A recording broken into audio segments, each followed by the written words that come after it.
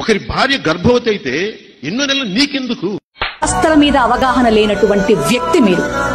Easy of governance అంటే తెలియనటువంటి వ్యక్తి మీరు.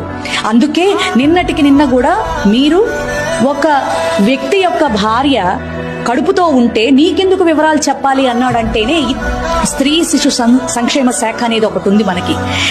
బాలింతలుగా చనిపోతున్నటువంటి అలాగే గర్భిణులుగా చనిపోతున్నటువంటి మహిళల్ని రక్షించడం కోసం అంగన్వాడీ వ్యవస్థ ఏర్పడింది.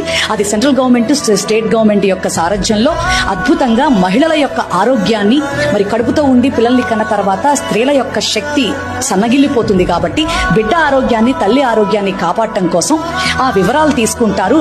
శక్తి కలిగినటువంటి పోషక విలువలు ఉన్నటువంటి ఆహారాన్ని ప్రభుత్వం అందిస్తుంది. అది ప్రభుత్వ బాధ్యత. ప్రభుత్వ బాధ్యతలంటే ఏంటో తెలియదు, ప్రభుత్వ వ్యవస్థల యొక్క విలువేంటో తెలియదు, ఏ వ్యవస్థ ఎట్లా పనిచేస్తుందో తెలియదు. ఆ వ్యవస్థ ప్రజల దగ్గరికి వెళ్ళి ఎంక్వైరీ చేయకుండా ఏ ప్రజకి ఏ అవసరత ఉన్నదో గవర్నమెంట్కి ఎలా తెలుస్తుంది?